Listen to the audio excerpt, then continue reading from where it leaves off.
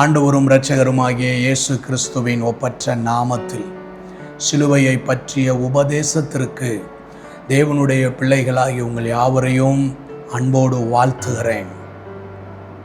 அப்போஸ்தலனாகிய பவுல் கலாத்தியருக்கு எழுதின நிருபம் 5வது அதிகாரம் 24வது வசனத்திலே சொல்லுகிறார், கிறிஸ்துவினுடையவர்கள் தங்கள் மாம்சத்தையும் அதன் ஆசை இச்சைகளையும் சிலுவையிலே அறைந்திருக்கிறார்கள். கிறிஸ்துவோடு நடக்கக்கூடிய ஒரு தேவ மனிதன் செய்ய வேண்டிய காரியத்தை குறித்து பவுல் திருச்சபைக்கு சொல்லுகிறார். கிறிஸ்துவை தங்களுக்கு வாழ்க்கையாக்கி கொண்டிருக்கிறவர்களுக்கு சொல்லுகிறார். மாம்சத்தையும் அதில் மாம்சத்தில் எழும்புகிற ஆசைகளையும் சிலுவையிலே அறைய வேண்டும் என்று சாலமோனுடைய மனதினுடைய அந்த ஆசை அவனை தேவனை விட்டு விலக செய்தது. சாலமோன் அந்நிய ஜாதியான அநேக ஸ்திரீகளின் மேல் ஆசை வைத்ததின் நிமித்தம் அவன் தேவனை பின்பற்ற முடியாமல் அவன் தேவனை விட்டு விலகுவதற்கு, அந்நிய தெய்வத்தை பற்றி கொள்ளுவதற்கு அது ஏதுவாக இருந்தது என்று கடந்த நாட்களிலே நாம் அறிந்து கொண்டோம். இந்த நாட்களிலே நாம் இன்னொரு ஆசையை குறித்து வேதத்தில் இருந்து நாம் தியானிக்க போகிறோம். அது என்னவென்றால், அப்போஸ்தலனாகிய பவுல் தீமோத்தேயுக்கு எழுதின நிருபம் 1 தீமோத்தேயு 6ஆம் அதிகாரம் 10வது வசனம் இப்படியாக சொல்லுகிறது, பண ஆசை எல்லா தீமைக்கும் வேறாயிருக்கிறது. சிலர் அதை இச்சித்து விசுவாசத்தை விட்டு வழுவி அநேக வேதனைகளால் தங்களை உருவ குத்தி கொண்டிருக்கிறார்கள். இங்கே பவுல் சொல்லுகிறார், பண ஆசை எல்லா தீமைக்கும் வேறாயிருக்கிறது. இன்றைக்கு நாம் சிலுவையிலே அறையப்பட வேண்டிய இன்னொரு காரியம், அதாவது பணத்தின் மேல், பொருட்களின் மேல் நமக்கு இருக்கக்கூடிய ஆசை சிலுவையில் அறையப்பட வேண்டும் என்று சொல்லி இன்றைக்கு ஆண்டவர் நமக்கு உணர்த்துகிறார். இங்கே ஆண்டவருடைய வார்த்தை சொல்லுகிறது, பண ஆசை எல்லா தீமைக்கும் வேறாக இருக்கிறது. தீமையான காரியத்திற்கு வேறாக இருக்கக்கூடிய ஒன்று பண ஆசை.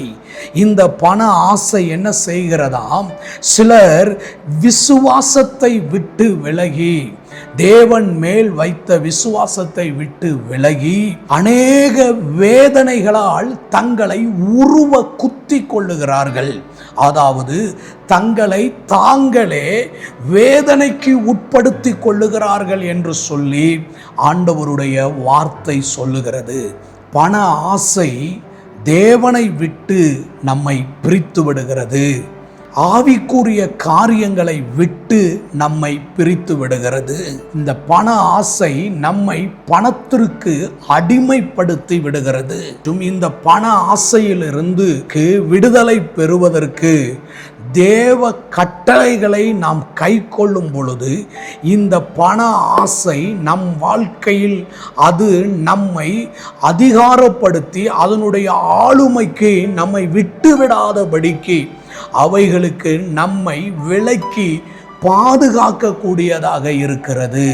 இயேசு கிறிஸ்துவோடு இருந்த சீசர்களில் ஒருவன் யூதாஸ் காரியோத்தை பிசாசாக மாற்றியது இந்த அவனுக்குள் இருந்த இந்த பண ஆசை தான். யோவான் எழுதின சுவிசேஷம் 6வது அதிகாரம் 70வது வசனம் 71வது வசனத்திலே இயேசு உங்களில் ஒருவன் பிசாசா இருக்கிறான் என்று யூதாஸ் காரியோத்தை குறித்து அங்கே சொல்லப்படுகிறது. யூதாஸ் காரியோத்துக்குள் எழும்பின இந்த பண ஆசை என்ன செய்தது, இயேசு கிறிஸ்துவை நான் உங்களுக்கு காட்டி கொடுக்கிறேன், நீங்கள் எனக்கு என்ன தருவீர்கள் என்று விலையேற பெற்ற இயேசு கிறிஸ்துவை விலை பேசுகிற நிலைக்கு இந்த யூதாசை கொண்டு சென்றது எது என்றால் அவனுக்குள்ளே இருந்த பண ஆசை. அது மாத்திரம் அல்ல, அந்த ரா விருந்திலே இயேசுவின் மேல் பரிமள தைலம் பூசும் பொழுது அவன் அதற்கு உடன்படாமல், அதில் அவன் சந்தோஷப்படாமல், அதில் அவன் தன்னை ஐக்கியப்படுத்தி கொள்ளாமல், இதை 300 காசுக்கு விற்று தரித்திரருக்கு கொடுக்கலாமே என்ற கருத்து சொல்லுகிற நிலைக்கு அவனை கொண்டு போனது. அங்கே ஆண்டவருடைய வார்த்தை சொல்லுகிறது, அவன் தரித்திரர் மேல் அக்கறை உள்ளவனாக அதை சொல்லாமல் பணப்பையை சுமக்கிறவனாக இருந்ததினாலே அவன் இந்த வார்த்தையை சொன்னான் என்று சொல்லி வேதத்தில் எழுதப்பட்டிருக்கிறது. கர்த்தருடைய ஜனமே, இந்த லெந்து காலங்களிலே கிறிஸ்தவர்களாகிய சிலர் சைவ உணவுகளை தவிர்த்து, ஆடம்பரமான வாழ்க்கைகளை தவிர்த்து, சில காரியங்களை தியாகம் செய்து தங்களை இந்த லெந்து காலங்களை அனுசரிக்கிறார்கள்.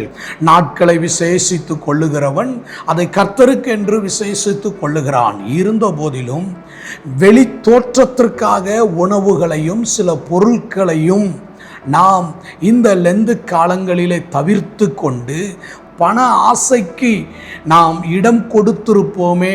ஆனால் இந்த லெந்து காலங்கள் அல்லது நாம் தியானித்து கொண்டிருக்கிற இந்த சிலுவையின் பாடுகளின் நிமித்தம் வருகிற ஆசீர்வாதங்கள், விடுதலைகளை நாம் உரிமையாக்கி கொள்ள முடியாது.